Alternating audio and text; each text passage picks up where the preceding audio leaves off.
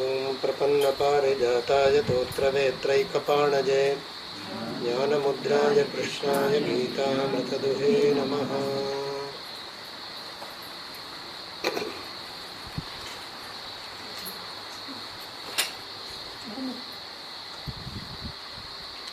கீதையோட சாரத்தை சொல்ல வேண்டும் என்று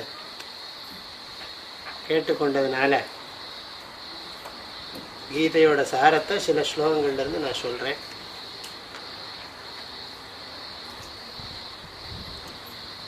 முதல்ல கீதையில் நாம் எடுத்துக்க வேண்டிய ஸ்லோகம், எங்கெங்கெல்லாம் சில ஸ்லோகங்கள் முக்கியமாக இருக்கோ அதை மாத்திரம் எடுத்து சொல்லலாம். சங்கராச்சாரியார் ஒரே ஒரு ஸ்லோகத்தை சாஸ்திரார்த்தம் கீதா சாஸ்திரம் முழுக்க அடங்கி இருக்குன்னு சொல்கிறார். 11வது அத்தியாயத்தில் கடைசி ஸ்லோகம், மத்கர்ம கிருத்து மத்பரமஹா மத்பக்த சங்கவர்ஜிதா நிர்வைர சர்வபூதேஷு யஸ்ஸ மாமேதி பாண்டவ. மத்கர்ம கிருத்து மத்பரமஹா மத்பக்தா சங்கவர்ஜிதா, என்னையே லட்சியமாக வச்சு எங்கிட்ட பக்தி பண்ணி எனக்காகவே கர்மாவெல்லாம் பண்ணி பற்று இல்லாமல் எந்த ஜீவராசிகளிடத்துலையும் விரோதம் இல்லாமல் இருக்கானோ அவன் என்ன அடையறான்னு சொல்லிட்டார் அந்த ஸ்லோகத்தில். மத்கர்ம கிருத்து மத்பரமஹா மத்பக்தா சங்கவர்ஜிதா நிர்வைர சர்வபூதேஷு எஸ்ஸ மாமேதி பாண்டவ.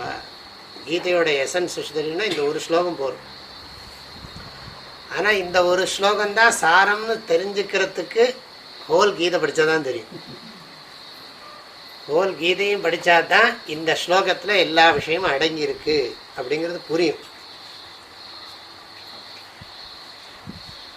இதுதான் விஷயம்னாலும் நாம சில அடிப்படையாக புரியறதுக்காக எசன்ஸ் ஆஃப் கீதா, கீதா சாரம், நம்ம ஊரில் ஒரு போர்டு எழுதி போட்டிருக்கேன். எங்கே பார்த்தாலும் எது நடந்ததோ அது நன்றாகவே நடந்தது, எது நடக்கிறதோ அது நன்றாகவே நடக்கிறது, எது நடக்கப் போகிறதோ அதுவும் நன்றாகவே நடக்கப் போகிறது, இப்படிலாம் எழுதி போட்டிருக்காங்க.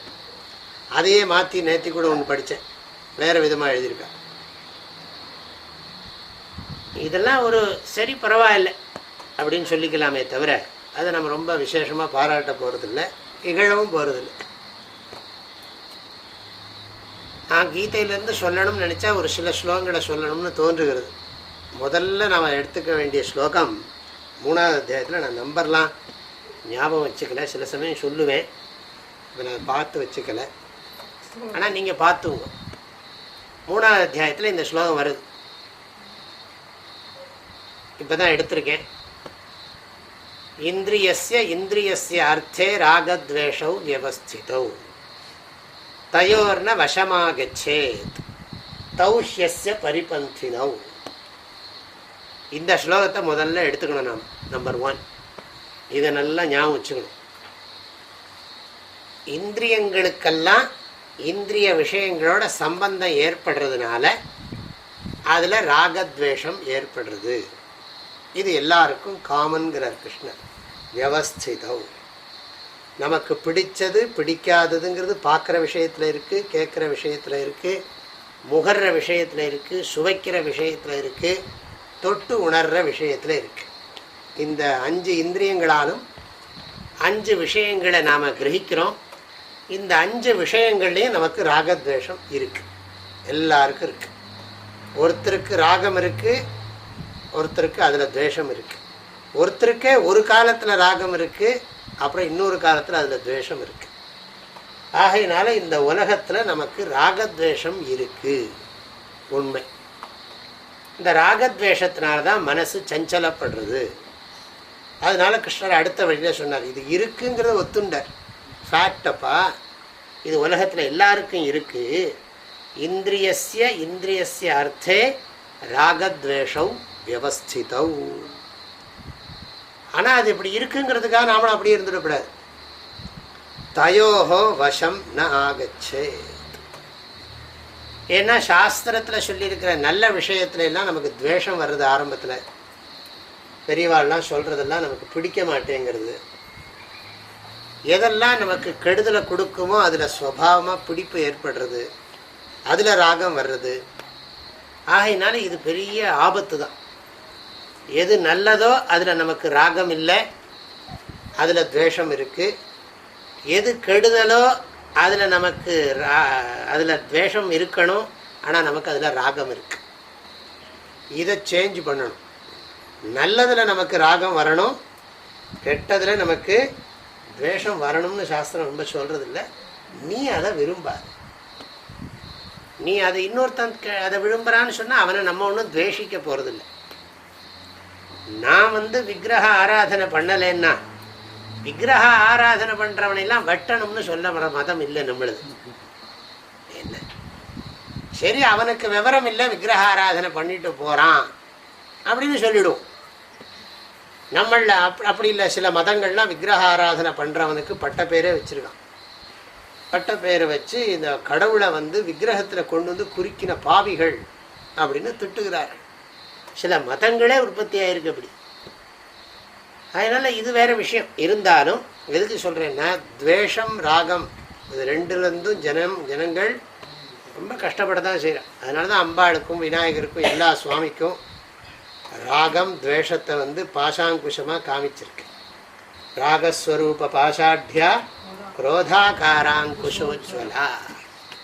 கடவுளுக்கு ராகத்வேஷம் இல்லை, ராகத்வேஷத்தை அவர் கட்டுப்படுத்தி இருக்கார், ராகத்வேஷத்தை அவர் அடக்கி ஆள்றார், அவருக்கு வேண்டுதல் வேண்டாமை கிடையாது. அப்படிங்கிறதுக்கு தான் பகவானுக்கு 2 கையில் அதை வச்சிருக்கு. பாஷாங்குஷம். பாஷம்ங்கிறது ராகத்தை குறிக்கிறது, அங்குஷம்ங்கிறது துவேஷத்தை குறிக்கிறது. ஆக விருப்பு வெறுப்பு, ராகத்வேஷம், லைக்ஸ் அண்ட் டிஸ்லைக்ஸ் எல்லாருக்கும் காமன். ஆனால் தயோஹோ வசம் ந ஆகச்சே, அதுக்கு நீ வசப்படாதே. அது உன்னுடைய ஞான சக்தியை விவேக சக்தியை பறிக்கக்கூடிய திருடர்கள் அப்படின்னு கிருஷ்ணர் வர்ணிச்சிருக்கார். இந்த ஸ்லோகத்தை நாம் நல்லா ஞாபகம் வச்சுக்கணும். முதல்ல கீதையில் ஒரு ஸ்லோகத்தை சொல்லுன்னா நான் இதை தான் சொல்லுவேன். இந்திரியஸ்ய இந்திரியஸ்யார்த்தே ராகத்வேஷௌ வியவஸ்திதௌ தயோர்ன வசமாகச்சே தௌஹ்யஸ்ய பரிபந்தினௌ. அப்போ இது தெரிஞ்சு போயிடுத்து. சரி சுவாமி, நமக்கு ராகத்வேஷம்தான் ப்ராப்ளம், லைக்ஸ் அண்ட் டிஸ்லைக்ஸ் தான் ப்ராப்ளம்னு தெரியறது. இதை ஜெயிக்கணுங்கிறார் கிருஷ்ணர். தயோஹோ வசம்னு ஆகச்சேதுங்கிறார். உன்னுடைய ராகத்வேஷத்துக்கு, உன்னுடைய இமோஷன்ஸுக்கு நீ அடிக்ட் ஆகிடாதே, அடிமை ஆகிடாதே. அதை நீ அது ஓவர் பவர் பண்ணணும். அதை சொல்லி கொடுக்குறார். நமக்கு அது புரியுறது. சொல்கிற போதே நமக்கு அந்த ப்ராப்ளம் இருக்குதுன்னு புரியுறது. நாம் அலர்ட்டாக இருந்தால் பகவானுடைய கிருப்பையும் இருந்து என்னுடைய பிரயத்தனம் பலமாகவும் இருந்தால், பகவானுடைய கிருப்பைக்கு என்ன குறைவு எப்போ இருக்கு? என்னுடைய பிரயத்தனம் பலமாகவும் இருந்து பகவானுடைய கிருப்பையும் சேரும் பொழுது நான் நிச்சயமாக இந்த ராகத்வேஷத்தை ஜெயிச்சுடுவேன். ராகத்வேஷ முகாசுர மாரி சதாசிவ பிரம்மேந்திரால் பாடினார். மோக மகார்ணவ தாரக காரி ராகத்வேஷ முகாசுர மாரி கேலதி மம ஹிருதயே ஸ்ரீராமஹா கேலதி மம ஹிருதயே. மோகம்ங்கிற கடலை கடக்க வைக்கிற ராமன் என் உள்ளத்துல விளையாடுறான். விருப்பு வெறுப்புங்கிற ராட்சசால கொன்னர் அந்த ராமன் என் உள்ளத்துல இருக்கிறான் அப்படின்னு சதாசிவ பிரம்மேந்திரால் பாடினார். ஆக இந்த ராகத்வேஷத்தை ஜெயிக்கிறது நம்பர் 1. இது ரொம்ப முக்கியமான விஷயம். ராகத்வேஷத்தை ஜெயிக்கிறது முக்கியம்னு கிருஷ்ணர் எப்போ சொல்லியிருக்காரோ அதுக்கு என்ன பண்ணணும்? என்ன ராகத்வேஷத்தினால என்ன பண்ணுவோம்? காரியம் பண்ணுவோம். ராகே பிரவருத்தி, துவேஷே நிவர்த்தி. துவேஷத்திலிருந்து துவேஷத்தினாலையும் பிரவர்த்திப்போம். ஒருத்தனை நமக்கு பிடிக்கலைன்னா அவனை அழிக்கணும்னு நினைக்கிறதுக்கெல்லாம் பிரயத்தனம் பண்ணுறாங்க இல்லையா ஜனங்கள்லாம். ஆகையினால பிரவர்த்திக்கிறதுனா என்ன அர்த்தம்? நமக்கு துவேஷத்திலேருந்து நம்ம விடுபட, எதை நம்ம வெறுக்கிறோமோ அதுலேருந்து விலகி போகிற விரும்புகிறோம். எதை விரும்புகிறோமோ அதை நாடி செல்ல விரும்புகிறோம். சாஸ்திரத்தில் சுக துக்கத்துக்கு லட்சணமே தான் சொல்லப்பட்டிருக்கு. உனக்கு எது பிடிக்குமோ அது சுகம்னு நீ நினைக்கிற, எது பிடிக்கலையோ அது துக்கம்னு நீ நினைக்கிற. உண்மைதானே? எது இஷ்டம் தத் சுகம், எது அனிஷ்டம் தத் துக்கம். அதுதான் சுகதுக்கத்துக்கே லட்சணம். நமக்கு சின்ன வயசில் பிடிச்சது இப்போ பிடிக்கலை, இப்போ பிடிக்கிறது இன்னும் கொஞ்சம் காலம் கழித்து பிடிக்குமா தெரியலை, இப்படிலாம் இருக்கேன். அதனால் நமக்கு கீதா சாஸ்திரம் இன்றைக்கி இருக்குது, நம்ம தான் போயிட போகிறோம். அதுக்காக என்ன பண்ணுறதுன்னா, கிருஷ்ணர் அது 16வது அத்தியாயத்தில் ஒரு ஸ்லோகம் சொல்லியிருக்கிறது. அடுத்தது எடுத்துக்கணும் நம்ம. நம்பர் 1 இந்த ஸ்லோகம். இந்திரியஸ்ய நான் 34ன்னு நினைக்கிறேன், 3வது அத்தியாயம். இந்திரியஸ்ய இந்திரியஸ்யார்த்தே ராகத்வேஷோ வியவஸ்திதௌ தயோர்ன வசமாகச்சே தௌஹ்யஸ்ய பரிபந்தினௌ.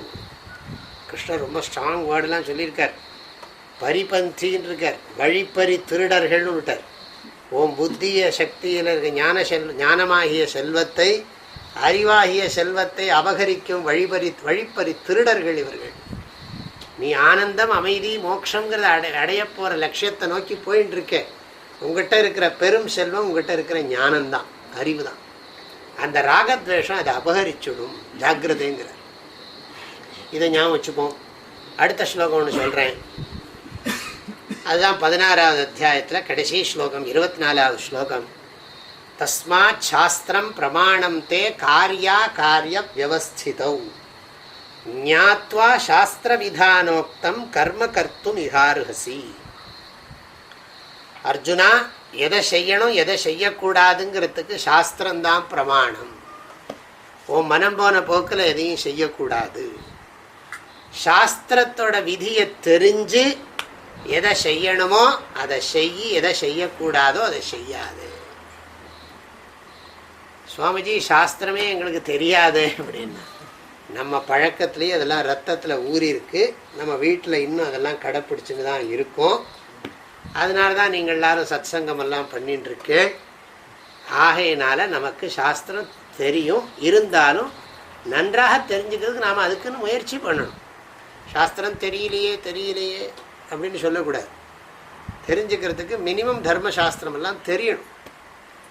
கொஞ்சம் கொஞ்சமாக படிக்கணும். தினம் ஒரு அரை மணி நேரமாவது, இல்லை வாரத்தில் ஒரு மணி நேரமாவது தர்மசாஸ்திர விஷயங்கள்லாம் படிக்கணும். இதெல்லாம் முழுக்க ஃபாலோ பண்ண முடியாது.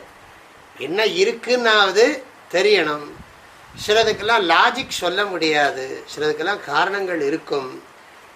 இது தெரியாட்டாலும் பரவாயில்ல, நம்ம இம்ப்ளிசிட்லி ஒபேன்னு சொல்கிறோம் இல்லையா, அதை இப்படியே பெரியவா சொல்லியிருக்கா, அதனால் கடைப்பிடிக்கிறது. பூணல் போட்ட உடனே நிறைய வவ்வெல்லாம் எடுத்துக்கிறோம், விரதமெல்லாம் எடுத்துக்கிறோம். என்ன எல்லாம் விரதத்தில் எடுத்துக்கிறோம்.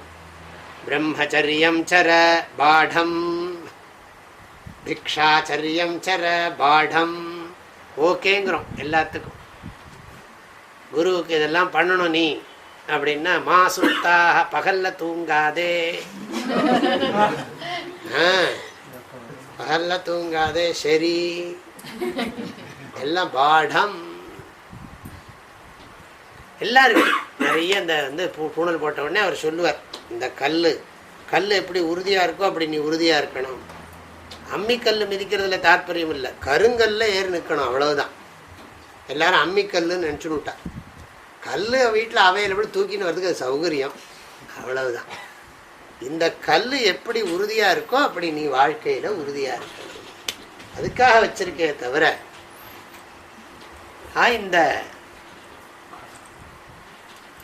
இந்த கல் அது எதுக்கு சொல்கிறேன், இந்த மாதிரிலாம் விரதங்கள் எடுத்துக்கிறோம் நாம். ரெண்டாவது சொல்ல வேண்டிய விஷயம் சாஸ்திர பிரமாணத்தை ஏற்றுக்கொண்டு நீ செய்யணும்ப்பா. மனுஸ்மிருதி இருக்குது நமக்கு, அதுக்கு தான் எல்லாரும் அடிக்கடி சூத்திரா சொல்லிக்கணும். ஆபஸ்தம்ப சூத்திரா, போதாயன சூத்திரா, ஆஸ்வலாயன சூத்திரா, திராஹ்யாயன சூத்திரா, காத்தியாயன சூத்திரா எல்லாம் சொல்கிறோம். நிறைய ஒரு சூத்திரம் இருக்குது. நாங்கள் இந்த கோத்திரம் இந்த சூத்திரம்னெல்லாம் சொல்லிக்கிறோம். அது தெரியாட்டாலும் பரவாயில்லை.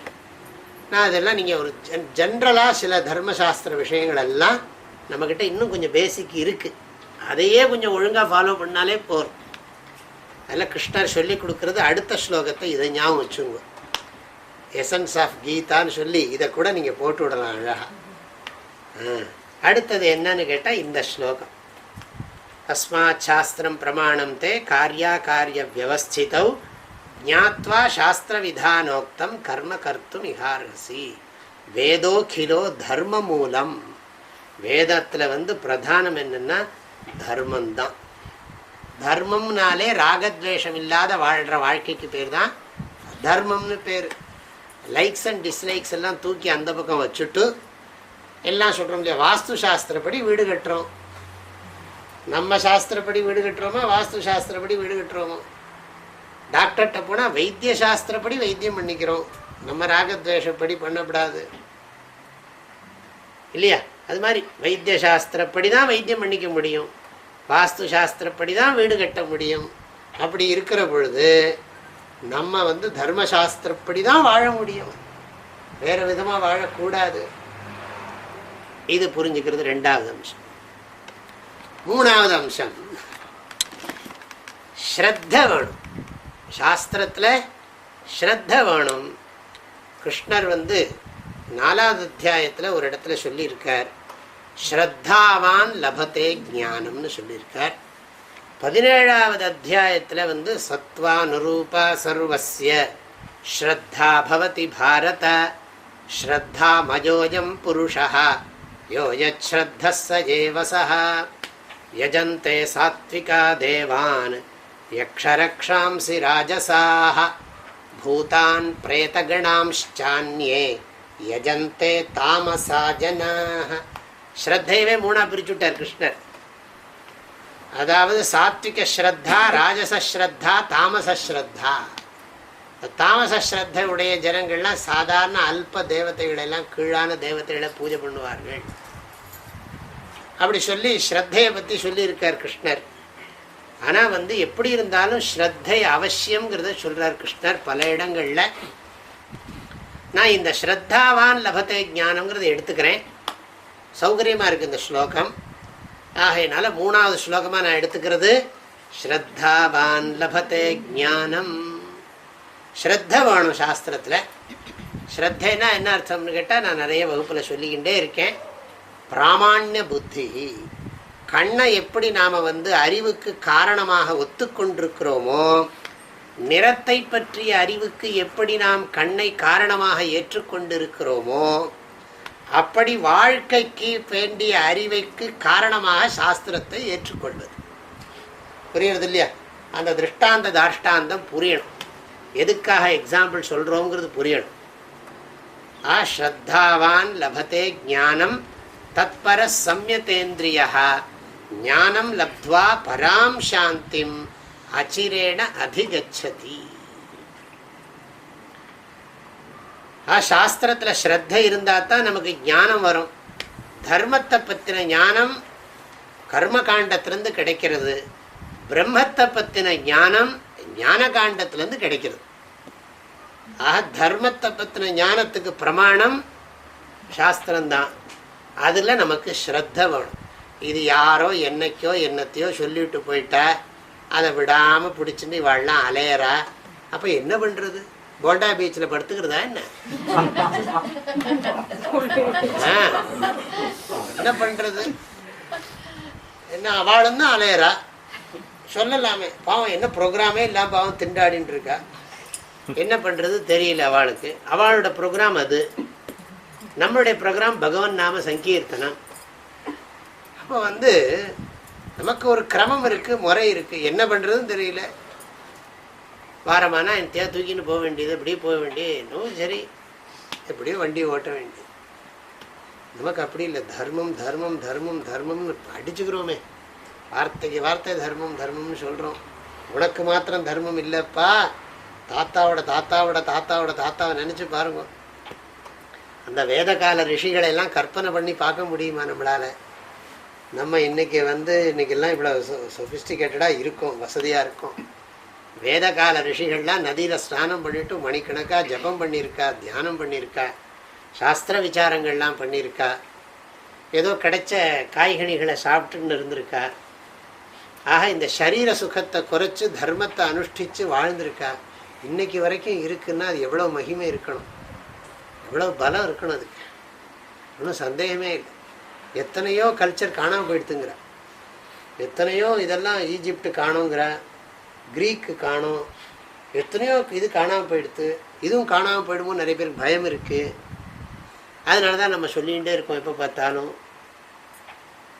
காரணம் என்னென்னா இதெல்லாம் இதில் மகிமை இருக்குன்னு காட்டுறதுக்காக. இதெல்லாம் ஸ்ரத்த வேணும். ஸ்ரத்த இல்லைன்னா தர்மத்தை அனுஷ்டிக்க முடியாது, ராகத்வேஷப்படி போயிடும். ஆக இந்திரியஸ்யார்த்தம் மறக்கப்படாது. அடுத்தது என்னது? தஸ்மாத் சாஸ்திரம் பிரமாணந்தே. ரெண்டாவது. மூணாவது ஸ்ரத்தாவான் லபதே ஞானம். நாலாவது ஒன்று சொல்கிறேன். நாலு என்னது?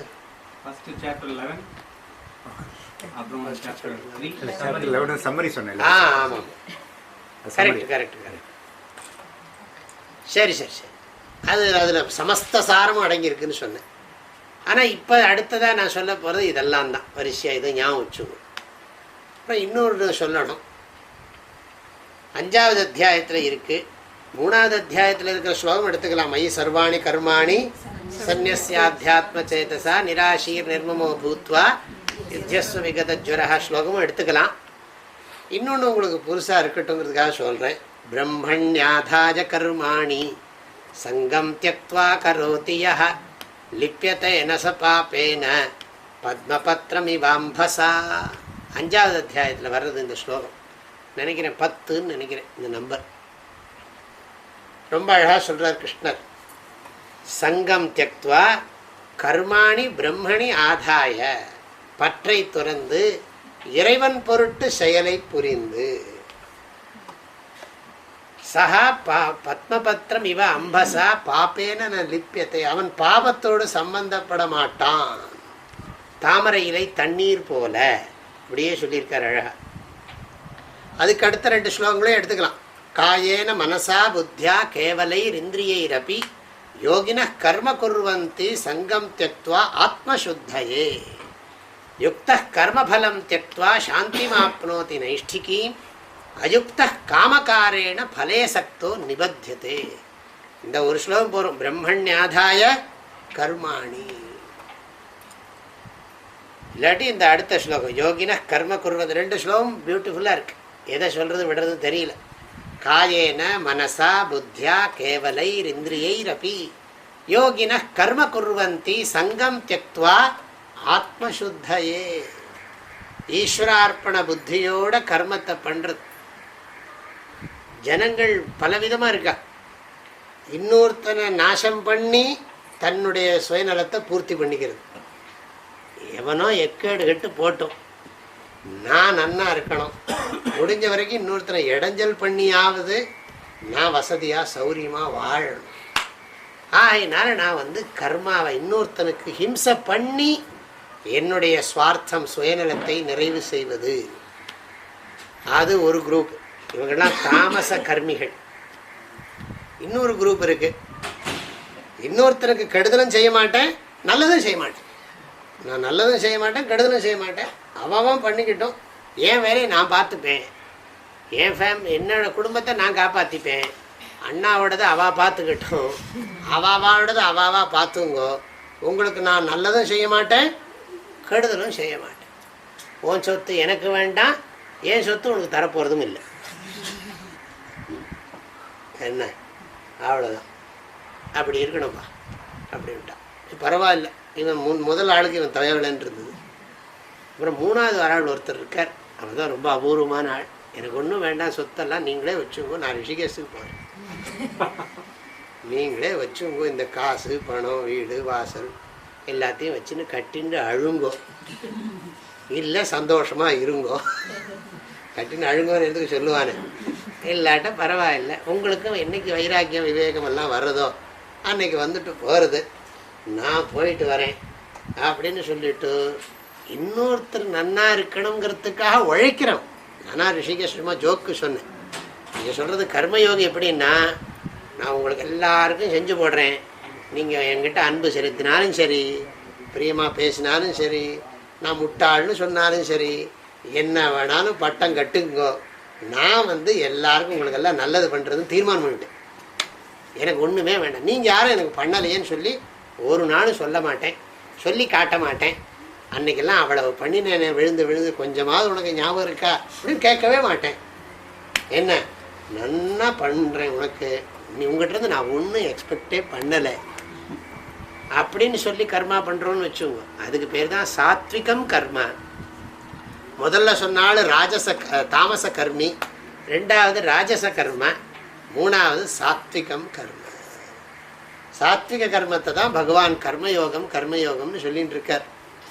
இதுதான் ஒரு கதை சொல்கிறது உண்டு. இந்த கோவிலில் வேலை செஞ்சுட்டு இருந்த பெரிய பிரம்மாண்டமான கோயில். அந்த கோயிலுக்கு மக்களுடைய மனோபாவம் எப்படி இருக்குன்னு தெரிஞ்சுக்கிறதுக்காக வேண்டி நிறைய பேர் வேலை செய்கிறான். எல்லாருக்கும் ஒரே சம்பளம் தான், எல்லாருக்கும் ஆளுக்கு 50 ரூபா டெய்லி ஒரு வேளை சாப்பாடு போட்டு விட்றான். நிறைய பெரிய அளவில் கல் கொத்தின்னு இருக்கா, பெரிய பிரம்மாண்டமான கோயில். நேற்று கூட படிச்சிருந்தேன், ஓரிருக்கையில் காஞ்சி பரமாச்சாரியாளுக்கு மணிமண்டபம் கட்டுறா. அந்த மணிமண்டபத்துக்கு ஓயாது ஒளி ஓசை கேட்டுக்கொண்டே இருக்கிறது போட்டிருந்தான். அப்போ ஒளி ஓசை கேட்குற அந்த இப்போ ஒரு சுவாமிகள் என்ன பண்ணார்னா, இவளோட மனசுலாம் எப்படி இருக்குன்னு தெரிஞ்சுக்கணுமே அப்படிங்கிறதுக்காக வேண்டி ஒருத்தட்ட போய் கேட்டார், என்னப்பா பண்ணுறேன்னு. அவனுக்கு பாவம் எரிச்சலில் இருந்தான். காலம்பரை ஒய்ஃப் சாதம் போட்டாலோ இல்லையோ தெரியல. என்ன ஏன் அப்படி இல்லை அப்படி தான் நினைக்கிறேன்னு கேட்காது. சும்மா ஒரு என்னாச்சு தெரியல, ரொம்ப கோபத்தில் இருந்தான் அவன். என்ன சொன்னான், பார்த்தா தெரியல கல் உடைச்சி சாகுறேன் ஐயா, போயா அந்த பக்கம் விட்டான். எரிச்சலோட பேசிவிட்டான். அப்புறம் கொஞ்சம் தூரம் போனார். இன்னும் கொஞ்சம் தூரம் போனதுக்கு அப்புறம் ஒருத்தர் கேட்டார், ஐயா என்ன பண்ணுறீங்கன்னு. என்ன பண்ணுறதுங்க, வாழ்க்கையில் பிழைக்கிறதுக்கு வழி இல்லை, இதுதான் ஏதோ ரூபா கொடுக்குறாங்க, 50 ரூபா கொடுக்குறாங்க, ஒரு வேளை சாப்பாடு போடுறாங்க, இதெல்லாம் கல் உடச்சிக்கிட்டு இருக்கேன், வேலை பண்ணிகிட்ருக்கேன் அப்படின்னு. முதல்ல இருக்கவன் எரிச்சலோடு பேசினான். இவர் எரிச்சலோடு பேசலை, சாதாரணமாக பேசினார். இன்னும் கொஞ்சம் தூரம் கழித்து ஒருத்தட்ட போனார். என்ன ஐயா என்ன பண்ணிகிட்டு இருக்கீங்க. என்ன பண்ணுறேன்னா, பெரிய புண்ணியம் பண்ணிட்டு இருக்கேங்க.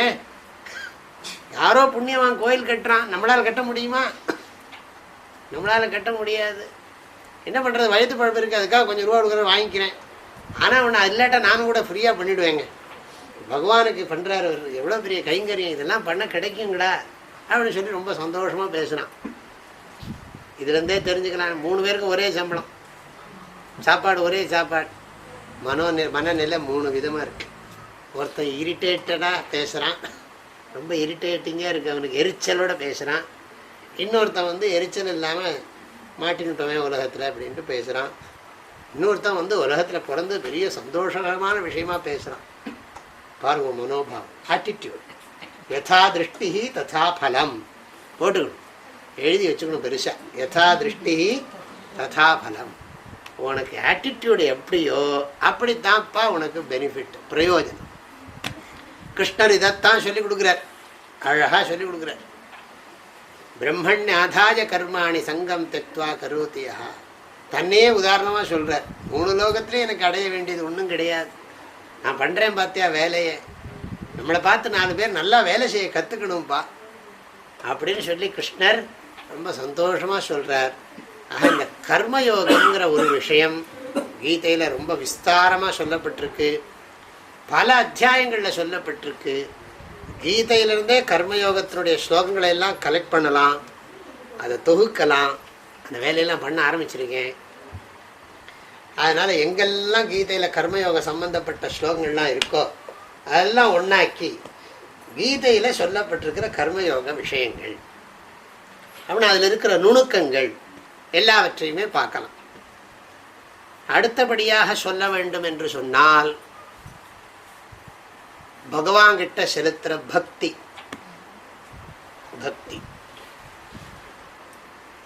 நான் கடைசியாக இன்னொன்று சாரம் சொல்கிறேன், இதெல்லாம் சொல்லி கடைசியாக ஒரு சாரம் சொல்கிறேன், அதில் இன்னும் விசேஷங்கள்லாம் இருக்கும். பகவான்கிட்ட பண்ணுற பக்தியை பற்றி பகவானே சொல்கிறார். மையே வமன ஆதத்ஸ்வ 12வது அத்தியாயத்தில் இருக்குது. அந்த ஸ்லோகம் எடுத்துக்கிறோம், நிறைய ஸ்லோகம் இருக்குது, இருந்தாலும் இந்த ஸ்லோகத்தை எடுத்துக்கிறோம். மையே வமன ஆதத்ஸ்வ மயி புத்திம் நிவேஷய நிவசிஷ்யசி மையேவ அத ஊர்த்வம் ந சம்சயः பத்ரம் புஷ்பம் ஃபலம் தோயம் யோ மே பக்தியா பிரயச்சதி ததஹம் பக்தியுபஹிருதம் அஷ்னாமி பிரயதாத்மனா. இது 9வது ஸ்லோகத்தில். ஆனால் நான் முக்கியமாக எடுத்துக்கொள்ள விரும்புகிற ஸ்லோகம் மையேவ மன ஆதத்ஸ்வ. மனசை எங்கிட்டே வை. எதா உணர்ச்சியெல்லாம் எங்கிட்டே கொட்டு. திட்டுறதுன்னா எங்கிட்டே வா, என்னையே திட்டு. நான் பொறுமையாக இருப்பேன், மற்றவாடெல்லாம் அப்படி கேட்டுக்க மாட்டேன். ஆகையினால தெரிஞ்சுக்கணும்னா என்னை பற்றி படி, என்னை பற்றி சம்மந்தப்பட்ட புஸ்தகமெல்லாம் படி நிறைய. ஏதா உனக்கு என்னெல்லாம் இமோஷன்ஸ் எல்லாம் வர்றதோ எல்லாம் எங்கிட்ட கொட்டு. மையேவ மன ஆதத்ஸ்வ மயி புத்தி நிவேசய. எங்கிட்டே இருப்பேன், நீ கவலையே விடாத. நிவசிஷ்யசி மையேவ. ஏவகாரம் எல்லாத்துலேயும் இருக்கு. எங்கிட்டயே மனசை வை, எங்கிட்டயே புத்தி வை, எங்கிட்டயே நீ இருப்பேன், சந்தேகப்படாதேங்கிற. அத ஊர்துவம் ந சம்சயா. இந்த விஷயத்தில் உனக்கு சந்தேகமே வேண்டாம். இந்த இடத்துல நான் சொல்ல விரும்புறது என்னன்னு கேட்டால், சகுண பிரம்ம தியானம் பண்ணுறது. நல்லா பகவானை தியானம் பண்ணுறது. பகவதோ பக்தி திருடா ஆதீயதாம் அப்படின்னு சங்கராச்சாரியார் சொன்ன மாதிரி, கோவிந்தம் பஜ கோவிந்தம் பஜ கோவிந்தம் பஜ. என்ன பண்ணணும்னா, பகவத்கீதா கிஞ்சித் அதீதா கங்கா ஜலலவ கணிகா பீதா சக்ருதபி ஏன முராரி சமர்ச்சா கிரியதே தஸ்ய யமேன ந சர்ச்சா கேயம் கீதா நாம சஹஸ்ரம் தியேயம் ஸ்ரீபதி ரூபம் அஜஸ்ரம் நேயம் சஜ்ஜன சங்கே சித்தம் தேயம் தீன ஜனாயச்ச வித்தம். ரொம்ப அழகாக சொல்லிவிட்டார். என்னெல்லாம் பண்ணணும்னா, கீதையை தினம் கொஞ்சம் கொஞ்சம் படி. சங்கராச்சாரியர் பஜகோவிந்தர் சொன்னார். அப்புறம் விஷ்ணு சஹஸ்ரநாம கங்கா ஜலத்தை ஜலத்தை கங்கைன்னு சொல்லிட்டு கூட குடிக்கலாம். கங்கை கங்கைன்னு 3 தடவை சொன்னால் கங்கை ஆயிடுமா. சிட்னியில் இருந்தால் கூட, பைப்பில் இருந்து எடுத்துட்டா கூட போகும். கங்கை கங்கை கங்கை அப்படின்னு சொன்னால் போகும். கங்கா கங்கேதி யோ ப்ரூயாத் யோஜனானாம் சதைரபி முச்சியத்தை சர்வ பாபேபியோ விஷ்ணுலோகம் சகச்சதி. கங்கா கங்கான்னு சொல்லி எத்தனையோ தூரத்துக்கு பின்னால் இருந்து சொன்னால் கூட அவனுக்கு விஷ்ணுலோகத்துக்கு போயிடுவான். வெறும் வார்த்தையை சொன்னால் கூட. அதனால தான் நம்ம கும்பகோணத்துக்காரெல்லாம் கங்கைக்கு போடான்னா, வெறுமனை குளிக்காதீங்கோ, கங்கை கங்கைன்னு சொல்லிட்டு குளிங்கோ அப்படின்பா. வெறுமனை குளிக்காதீங்கோ, கங்கை கங்கை கங்கைன்னு சொல்லிட்டு குளிங்கோ. அந்த பக்கம்லாம் போனால் எது எடுத்தாலும் காவேரிக்கு போகிறேன்னு சொல்ல. சும்மா வாக்கியாராக இருந்தால் கூட காவேரி தான், எல்லாமே காவேரி தான். அப்புறம் தினம் கொஞ்சமாவது பகவானுக்கு புஷ்பம் போடுங்க, பூஜை பண்ணுங்க. இப்படி 3 பண்ணிட்டு இருந்தேன்னா, கீதையை படித்து கங்கா ஜலத்தை சாப்பிட்டு, அப்புறம் பூஜை பகவானுக்கு முராரி சமர்ச்சா அப்படி பண்ணால் சந்தோஷமாக சாவேள், வருத்தப்படாமல் சாவேள். கிரியதே தஸ்ய யமேன ந சர்ச்சா. சந்தோஷமாக மரணத்தை ஆனந்தமாக தழுவிக்கொள்வீர்கள், வருத்தப்பட மாட்டீர்கள். எப்போ வேண்டுமானாலும் வரட்டும்னு சொல்லுவோம். இன்னொன்று சொன்னார், விஷ்ணு சஹஸ்ரநாமத்தை படி, கீதையை சொல்லு, அப்புறம் பகவானை தியானம். இதுக்கு தான் நான் சொன்னேன், ஆனால் கொஞ்சம் அதிகமாக சொல்லிவிட்டேன். தியேயம் ஸ்ரீபதி ரூபம் அஜஸ்ரம். ஸ்ரீபதி ரூபத்தை அஜஸ்ரம் தியேயம், பகவானுடைய ரூபத்தை விடாமல் தியானம் பண்ணு. இன்னொன்று இடத்துல கூட சொன்னார், பிராணாயாமம் பிரத்யாகாரம் நித்யானித்ய விவேக விசாரம் ஜாப்பிய சமேத சமாதி விதானம் குரு அவதானம் மகத் அவதானம். ரொம்ப கவனமாக ஜபம் பண்ணப்பா, தியானம் பண்ணு. அப்புறம் நிறைய சொன்னார், சாதுக்களோட சேர்ந்துரு, பணத்தை எல்லாம் நல்ல காரியத்துக்கு நல்ல வாழ்க்கெல்லாம் கொடு, ஏழை ஜனங்களுக்கு பணத்தை கொடு. தேயம் தீன ஜனாயச்ச வித்தம் சஜ்ஜன சங்கே சித்தம் நேயம்னெல்லாம் சொன்னார். எல்லாம் ஒரு பொதுவாக நான் என்ன சொல்கிறேன், இதை இதில் இந்த ஸ்லோகத்தை ஒன்று முக்கியமாக சொல்கிறேன், பக்தியை சொல்கிறேன். அப்புறம் இன்னொன்று சொல்கிறேன், 16வது அத்தியாயத்தில் தான் இருக்குது. கிருஷ்ணர் சொல்கிறார், நரகத்துக்கு வாசல் 3ந்தார். எல்லாத்தையுமே எடுத்துக்கலாம், இல்லாட்டி 16வது அத்தியாயத்தோட ஒரு ஸ்லோகத்தை எடுத்துக்கலாம்.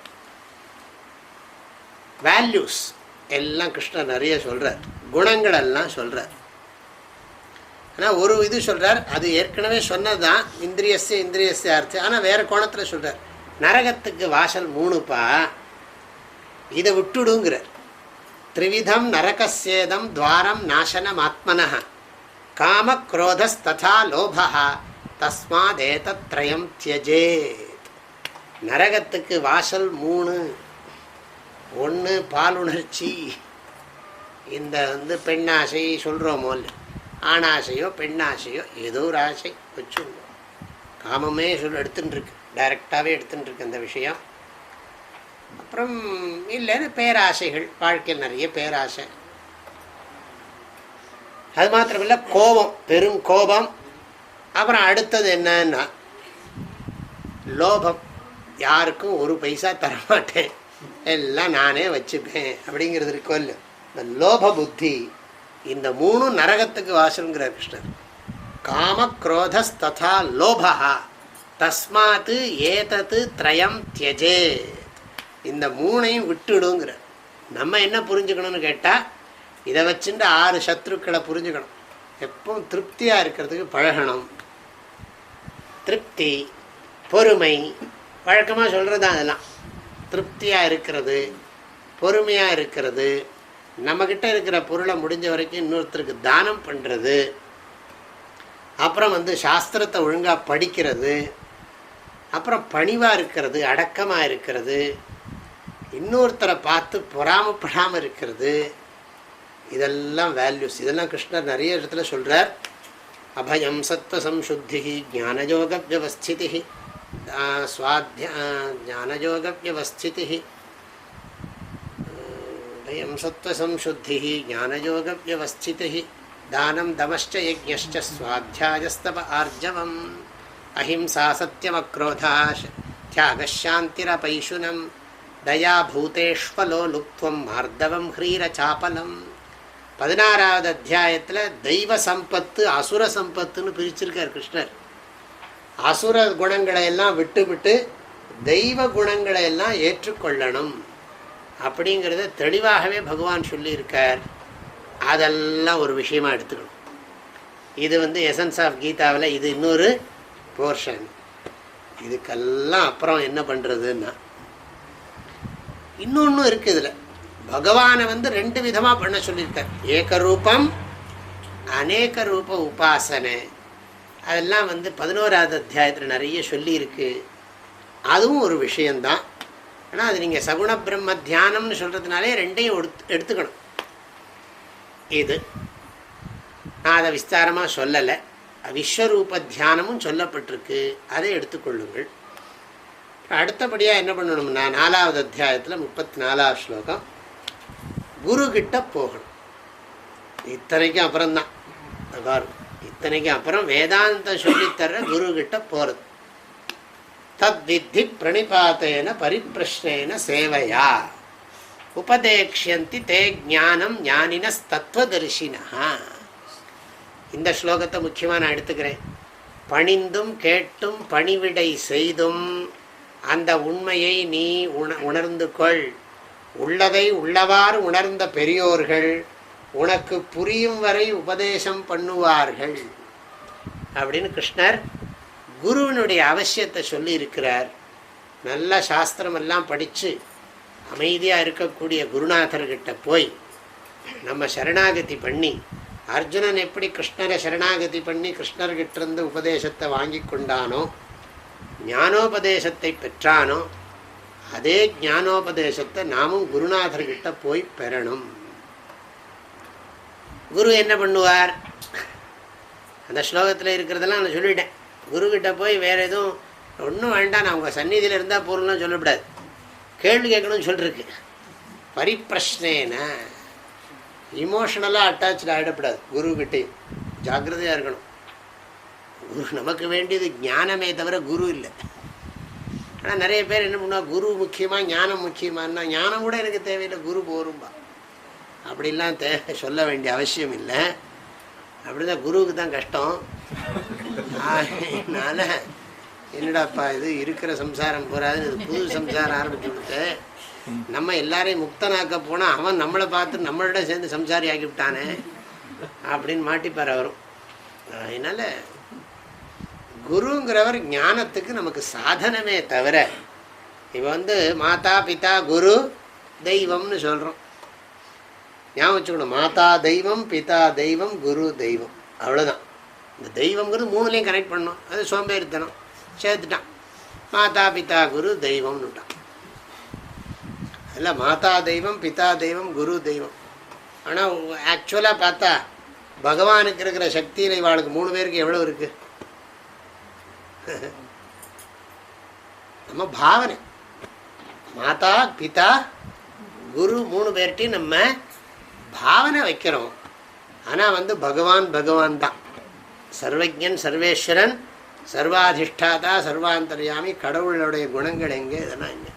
நமக்கு பக்தி இருக்கிறதுனால குரு வேற பிரம்மன் வேற கிடையாது. நமக்கு அஜானத்தை போக்குறதுனால அவர் சிவனாக இருக்கார். நமக்கு ஞானத்தை கொடுக்கறதுனால அவர் பிரம்மனாக கருதப்படுறார். நமக்கு ஞானத்தை காப்பாற்றுறதுக்கு உதவி பண்ணுறதுனால அவர் விஷ்ணுவாக கருதப்படுறார். ஆக அஜானத்தை அழிப்பதால் சிவன், ஞானத்தை கொடுப்பதால் பிரம்மா, ஞானத்தை காப்பாற்றி கொடுப்பதால் விஷ்ணு. ஆகையினால அஜானத்தை நாசம் பண்ணி ஞானத்தை கொடுத்து ஞானத்தை காப்பாற்றிக்கிறதுக்கு வழி சொல்லித்தரார். அதனால் அவரை பிரம்மா விஷ்ணு சிவனாக பாவிக்கிறோம். ஆனால் பாவனை பண்ணினாலும் நமக்கு தேவை ஞானம். என்ன ஞானம் வேணும்? குருக்கிட்ட போய் அவர் பார்த்துப்பார். அவர்கிட்ட நம்மளை ஒப்படைச்சாச்சுன்னா அப்புறம் அவருக்கு பொறுப்பு இருக்குது. அவர் பொறுப்பு இல்லாமல் சரி நமக்கு எதாவது டீச் பண்ணால் நம்மளை விட்டு போயிடுவான் அப்படின்னு வச்சுக்கோ. என்கிட்ட படித்த ஸ்டூடெண்ட்ஸ்லாம் போயாச்சு. ஐ ஆம் வெரி ஹாப்பி. போய் அங்கங்கே இப்போ தயான் சுவாமிஜியோட ஸ்டூடெண்ட்ஸ்லாம் அங்கங்கே போயாச்சு. அவள் டீச் பண்ணிகிட்டு இருக்கோம். குருவுக்கு நம்ம ஒன்றும் அடிமை கிடையாது. அதே சமயம் குருக்கிட்ட பக்தியோடு ஸ்லேவ் இல்லை நம்ம. அவர் அப்படி விரும்ப மாட்டார். ஆக்சுவலாக இந்த சன்னியாசம் வாங்குறத குரு பக்தி, ஈஸ்வர பக்தி, சாஸ்திர பக்தி 3 எடுக்கிறது தான் குடுமி எடுக்கிறதே. குரு பக்தின்னு இல்லை, அந்த அட்டாச்மெண்ட், அது 3 விடணும். அதுக்காக வேண்டி அதுக்காக பக்தி பண்ணாமல் இருக்க மாட்டோம். ரொம்ப பிரியமாக இருப்போம், அன்பாக இருப்போம். சொல்லப்போனால் உண்மையான அன்பாட இருப்போம். போலித்தனமாக இருக்காது, ஃபேக்கெல்லாம் வந்துவிடாது. ரியல் பக்தி இருக்கும், எல்லாம் இருக்கும். இன்னும் குறவெல்லாம் ஒன்றும் கிடையாது. அதனால் குருவை மட்டம் தட்டுறதாக அர்த்தம் இல்லை. ஃபேக்டை புரிஞ்சுக்கணுங்கிறதுக்காக சொல்கிறோம். அப்புறம் அடுத்தது என்னன்னா, குருக்கிட்ட போயாச்சுன்னா அவர்கிட்ட ஞானம் பெறணும். அவரும் ஞானத்தை சொல்லிக் கொடுக்கணும். ரொம்ப நாளாக இவனுக்கு டீச் பண்ணிட்டோம்னா விஷயம் தெரிஞ்சு போயிடும்.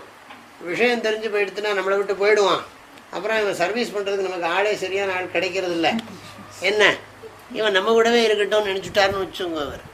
அவர் குரு இல்லை, அவர் அவனை அடிமையாக இருக்கணும்னு நினைக்கிறார். அப்படி இருக்கக்கூடாது. அப்படியா, நீ என்ன சௌரியம் போல இருப்பான். இந்த சாஸ்திரங்கள் எல்லாம் படித்து பார்த்தா தெரியும்.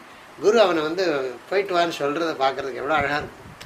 காலம்னே மகாமத்தே, இப்போ எப்படி காற்று மாதிரி நீயும் சஞ்சரிச்சுன்னு இந்த ஞானத்தோடு இருப்பான் அப்படின்னு சொல்லி இவர் ஒரு பக்கம் போயிடுவார், அவன் ஒரு பக்கம் போயிடுவான். அப்படி வேதாந்த சாஸ்திரத்தில் அப்படி சொல்லப்பட்டிருக்கு. அப்போ குருக்கிட்ட கிடைக்க வேண்டியது ஆத்ம ஞானம். கிருஷ்ணர் அதை தான் சொல்லிக் கொடுக்குறார். ரொம்ப அழகாக சொல்லிக் கொடுக்குறார் அர்ஜுனனுக்கு. இந்த ஆத்மாவோட ஸ்வரூபம் என்னங்கிறத 2வது அத்தியாயம் முழுக்க சொல்லிக் கொடுக்குறார். அதில் நான் ஒரே ஒரு ஸ்லோகம் மாத்திரம்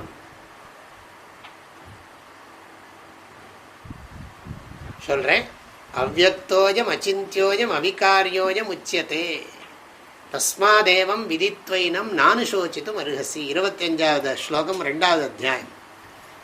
இது இந்திரியங்களுக்கு புலப்படாதது, இதை சிந்திக்க முடியாதது, ஆனால் இந்திரியங்களுக்கும் சிந்தனைக்கும் ஆதாரமாக இருப்பது, இதனை தெரிந்து கொள் அப்படின்னு சொல்கிறார் கிருஷ்ணர். அப்புறம் பல இடங்களில் 3வது அத்தியாயத்துலலாம் 4வது அத்தியாயத்துலலாம் நன்றாகவே சொல்லப்பட்டிருக்கு.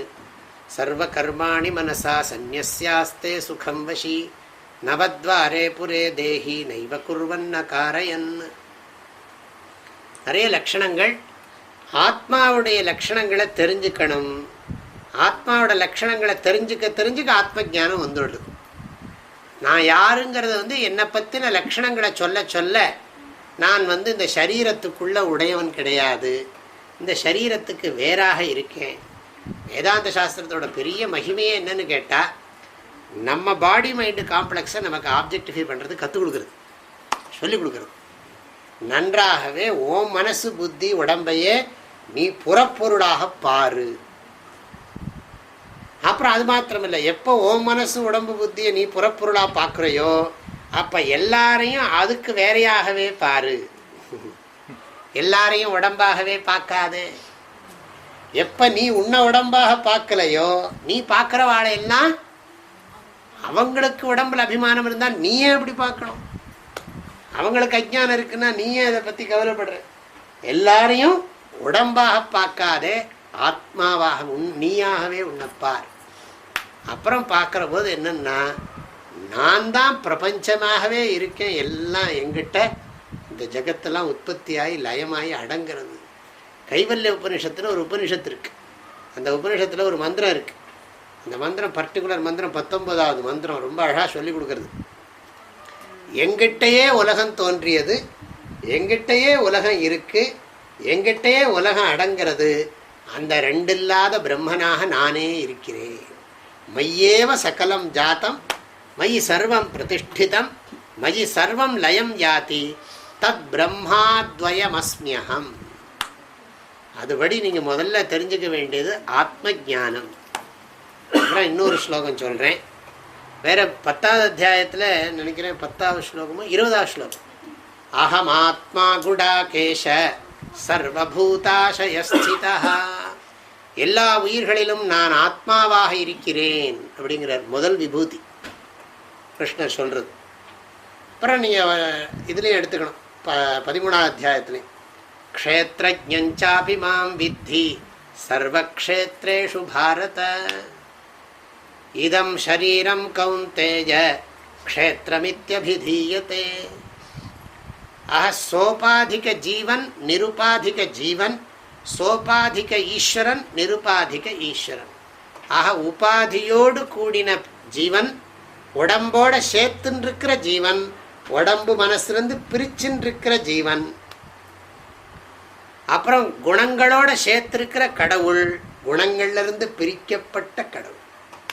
ரெண்டும் ஒன்று தாங்கிறதுக்கு நிறைய திருஷ்டாந்தங்கள்லாம் சொல்லப்பட்டிருக்கு.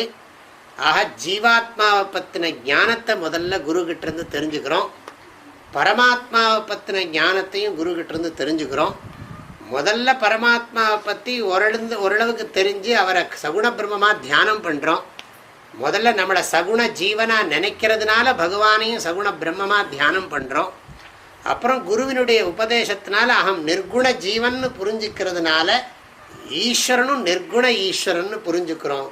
நிர்குண ஈஸ்வரனும் நிர்குண ஜீவனும் வேற கிடையாது, ஒன்று தான் அப்படிங்கிறத கிருஷ்ணர் நன்றாகவே சொல்கிறார். 6வது அத்தியாயத்துலலாம் நிறைய ஸ்லோகங்கள் அப்படி சொல்லப்பட்டிருக்கு.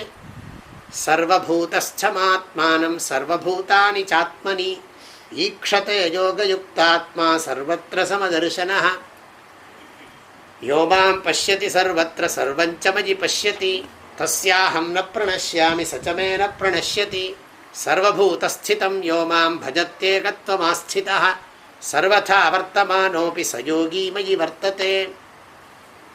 இந்த ஸ்லோகங்கள்லாம் ஞாபகம் வச்சுக்கணும்.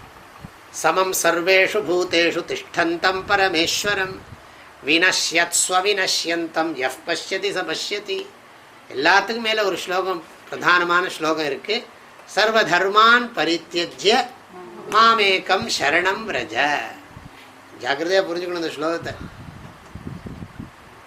என்ன ஆளாளுக்கு ஒரு அர்த்தம் வச்சிருக்கா. சர்வதர்மான் பரித்யஜ்ய மாமேகம் சரணம் ரஜ அகம் துவா சர்வ பாபேபியோ மோக்ஷயிஷ்யாமி மா சுச்சா. இதோட அர்த்தம் என்ன தெரியுமோ, எல்லா கர்மாவையும் நீ ஒழுங்காக சந்நியாசம் பண்ணிட்டு நானே பிரம்மம்னு புரிஞ்சுக்கோ. நானே பிரம்மம்னுன்னா கிருஷ்ணர் இல்லை, நானே பிரம்மம்னு நீ உன்னை புரிஞ்சுக்கோ. நான் வேற கிருஷ்ணர் வேற இல்லை. ஆகையினால நானே பிரம்மம்னு நீ புரிஞ்சுக்கோ. அப்படி புரிஞ்சுனுட்ட உனக்கு பாபங்கள்லேருந்து விடுதலை. சர்வ பாபேபியோ மோக்ஷயிஷ்யாமி மா சுச்சா. ஸ்ரீகிருஷ்ண சைதன்யமும் ஸ்ரீபக்த சைதன்யமும் ஒன்று தான்ப்பா, வேற வேற கிடையாது. இந்த உண்மையை நீ புரிஞ்சுனுட்டியானா, நிறைய பேர் சொல்கிறா இல்லையா, நாங்கள்லாம் கல்கண்டை சுவைக்க விரும்பவில்லை, கல்கண்டாக ஆக விரும்பவில்லை, கல்கண்டை சுவைக்கவே விரும்புகிறோம். இது பக்தாள்லாம் ரொம்ப பெருசாக சொல்லிக்கிறது அடிக்கடி. என்ன சொல்லுவான்னு கேட்டால், நாங்கள் எல்லாரும் கற்கண்டா ஆயிட விரும்பலை, நாங்கள் கற்கண்டை சுவைக்கவே விரும்புகிறோம் சொல்லுவா. நீ ஒத்துண்டாலும் ஒத்துக்காட்டாலும் நீ கற்கண்டு தான், புரியலைன்னா நீ கல்குண்டு. ஆயினால நீ ஒத்துண்டா என்ன ஒத்துக்காட்டேன். ஆகையினால கற்கண்டு தான் நான், உண்மையிலேயே கற்கண்டு தான், நம்ம ஆனந்த ஸ்வரூபந்தான். பக்தி பண்ணுறது பரம ஆனந்தந்தான், சந்தோஷமே துக்கமே கிடையாது. இந்த உண்மையை புரிஞ்சுக்கிறதுக்காக தான் பக்தி. பக்தியே இந்த உண்மையை புரிஞ்சின்ற பிறகு தான் ரொம்ப வர்றது முடிகிறது. ஆகையினால என்ன பண்ணணும்னா, இதெல்லாம் சொல்லிவிட்டேன், நிறைய ஸ்லோகங்கள்லாம் சொல்லிவிட்டேன். ஆகையினால கடைசியாக ஒரு முக்கியமான ஸ்லோகம் சொல்ல போகிறேன். சர்வதர்மான் பரித்யஜ்ய ரொம்ப ஃபேமஸ் சரம ஸ்லோகம்னு பேர். சங்கராச்சாரியர் இலாபரேட்டாக டிஸ்கஷன்லாம் பண்ணியிருக்கார், நிறைய வியாக்கியானம் பண்ணியிருக்கார். அதெல்லாம் இந்த காலத்தில் நிறைய பேருக்கு படிக்க வேண்டிய அவசியமே கிடையாது. ஏன்னா அது கர்மகாண்டிகளை பார்த்து சொன்னது, நம்ம ஆரம்பித்தா தானே கர்மாவை. அதனால் அவரை பார்த்து பேசியிருக்கார் ஆச்சாரியால். என்ன நம்ம கர்மமே லௌகிக கர்மமாக இருக்குது, வைதிக கர்மகாண்டிகளை பற்றி அவர் பேசின்னு இருக்கார். நம்ம வைதிக கர்மத்துக்கு போகவே இல்லை, இருக்கிறதெல்லாம் விட்டாச்சு. தியாகே நெய்கே அமிர்தத்வமான சுகு, எல்லாம் அக்னிஹோத்திரமாவது ஔபாசனமாவது எல்லாத்தையும் தியாகம் பண்ணியாச்சு. அதனால நம்ம தியாகம் பண்ணி அதுக்கு போல, தியாகேன அமிர்தத்வமான சுகு இல்லை, தியாகேன மிருதத்வமான சுகு சொல்லக்கூடாது. நான் உங்களெல்லாம் அப்படி சொல்லலை, பொதுவாக சொல்கிறேன். நீங்களாம் அப்படி இல்லை, பகவானை பக்தி பண்ணிட்டு இருக்கேன், ஏதோ ஒரு ரூபத்தில் பண்ணுறோம். முக்கியமான ஒரு ஸ்லோகம் இருக்குது, கிருஷ்ணர் சொல்லியிருக்கிறது, அது ரொம்ப முக்கியம் நான் நினைக்கிறேன். அதான் கடைசியில் சொல்லணும்னு நினைச்ச ஸ்லோகம். நல்ல ஸ்லோகம் அது. அர்ஜுனா, உன்னை நீ தான் காப்பாற்றிக்கணும். நீ உன்னை கீழே தள்ளிக்காது. உனக்கு நீதான் நண்பன், உனக்கு நீதான் சொந்தக்காரன், உனக்கு நீதான் சத்ரு. உத்தரேத் ஆத்மனாத்மானம் நாத்மானம் அவசாதையே. ஆத்மைவ ஹியாத்மனோ பந்து ஆத்மைவ ரிபுராத்மனா. அந்த ஸ்லோகத்தை ஞாபகம் வச்சுக்கணும். ஏன்னா கிருஷ்ணர் கடைசியில் சொல்லிவிட்டார். இதுலேயும் இந்த 6ஆம் அத்தியாயத்தில் இப்படி சொல்லி வச்சிருக்கார். 6ஆம் அத்தியாயத்தில் 5ஆவது ஸ்லோகத்தில் இப்படி சொல்லிவிட்டார். பந்துராத்மாத்மனஸ்தஸ்ய ஏன ஆத்மைவாத்மனா ஜிதா அனாத்மனஸ்து சத்ருத்வே வர்த்தேதாத்மைவ சத்ருவத்து. ஆகையினால என்ன பண்ணணும்னா, நம்மளை யாரும் நம்ம நாமளே, அது சங்கராச்சாரிய வியாக்கியானம் ரொம்ப அழகு. உன்னை நீ தான் சம்சாரத்துலேருந்து கரையேற்றிக்கணும். நான் உனக்கு எல்லாம் சொல்லி கொடுக்கலாம், எல்லாம் பண்ணலாம். கடைசியில்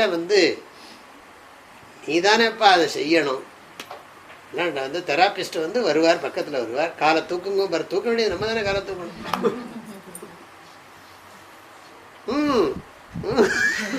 சொல்லிகிட்டே இருப்பார், தூக்க வேண்டியது நம்ம தானே. அவர் காலை வேணால் கொஞ்சம் தூக்கி கூட வைப்பார், வச்ச அவர் கையில் பிடிச்சின வரைக்கும் நிற்கும் விட்டுடுவோம். அப்போ நம்ம பண்ணணும் இல்லையா, நம்ம பிரயத்தனத்தை பண்ணணுங்கிறதுக்கு தானே அவர் உதவி பண்ணுறார். நீ தான்ப்பா எக்ஸசைஸ் பண்ணிக்கணும், உனக்கு எக்ஸசைஸ் கற்றுக் கொடுப்பேன் நான், அப்புறம் எக்ஸசைஸ் பண்ண வேண்டியது உன் பொறுப்பு. அது மாதிரி ஆத்மனா ஆத்மானம் உத்தரே. உன்னை நீயே உன்னை சம்சார சாகரத்தில் தள்ளிக்காத, நீ தான் உன்னை சம்சார சாகரத்துலேருந்து உன்னை விடுவிச்சுக்கணும். அதனால் நானே பண்ணிக்கணும்னு அர்த்தம் இல்லை. உனக்கு ஞானமெல்லாம் கொடுத்தாச்சு, வழியெல்லாம் சொல்லி கொடுத்தாச்சு, அதுக்கப்புறம் நீ தான் பண்ண. உனக்கு நான் ஒன்றுமே சொல்லி கொடுக்காம உன்னை நீயே உன்னை பார்த்துக்கோ, என் வேலை நிறைய இருக்குது, ஐ எம் ஸோ பிஸி, அதனால் நீ உன்னை பார்த்துக்கோ நான் சொல்லலை. உனக்கு கூடவே இருந்து இத்தனை நாள் எல்லாம் சொல்லி 12 நாள் உபன்யாசம் பண்ணி என்ன எல்லாம் சொல்லியாச்சு. அதனால் என்னென்னா ஆத்மானம் உத்தரே. விஷயங்கள்லாம் நிறையா சொல்லியாச்சு. இன்னும் நிறைய வாத்தியார்லாம் இருக்கா, சாஸ்திரியெல்லாம் இருக்கா சொல்லித்தரத்துக்கு, வாசுதேவாச்சாரியர்லாம் இருக்கார். அதனால் நீங்கள் நல்லா படிக்கலாம். ஆனால் உங்கள் மனசில் அந்த எண்ணம் இருக்கணும், புருஷ பிரயத்தனம், நம்முடைய முயற்சி ரொம்ப ரொம்ப முக்கியம். இது இன்னொரு இடத்துலையும் சொல்லியிருக்கார் கிருஷ்ணர், 7ஆவது அத்தியாயத்துலையும் சொல்லியிருக்கார். ஜரா மரண மோக்ஷாய மாமாஸ்ரித்ய தந்தியே தே பிரம்ம தத்விதுஹ் கிருத்ஸ்னம் அத்தியாத்மம் கர்ம சாக்கிலம் சாதிபூதாதிதைவம் மாம் சாதியஜ்ஞம் ச ஏ விதுஹு பிரயாணகாலேபி ச மாம் தே விதுர்யுக்த சேதசா. அந்த ஸ்லோகத்தில் எல்லாம் சொல்லப்பட்டிருக்குன்னா ஜரா மரண மோக்ஷாய மாம் ஆசிரித்ய ஏயதந்தினர். என்னை சார்ந்து எவன் முயற்சி பண்ணுறானோன்னர். முக்தி அடையிறதுக்கு என்னை சார்ந்திருந்து எவன் பிரயத்தனம் பண்ணுறானோ அவனுக்கு மோட்சம் கிடைக்கும்னு சொன்னார் கிருஷ்ணர். அதனால் கீதையோட சாரம் நான் இதுதான்னு சொல்ல விரும்புகிறேன். இன்னும் இதை நிறைய சொல்ல முடியும். சொல்கிறதுக்கு நிறைய விஷயங்கள் இருக்குது. பகவத்கீதை என்ன சொல்கிறது, அது அமிர்தம். என்ன கீதாமிர்தம் மகத்து துக்தம். அது எவ்வளவு வேண்டுமானாலும் சொல்லலாம். நிறைய விஷயங்கள் அதில் இருக்குது. கிருஷ்ணரே ஒரு தடவை அடுத்த தடவை கேட்டாலும் அன்னைக்கு மூடில் சொன்னேன், இனிமேலாம் சொல்ல முடியாதுன்னு அதில் வருது. மகாபாரதத்தில் அப்புறம் வருது. அன்றைக்கி ஒரு மூடு உங்ககிட்ட கேட்குற போது அன்றைக்கி ஒரு மூடில் இருந்தேன், அதனால் சொல்லிவிட்டேன்.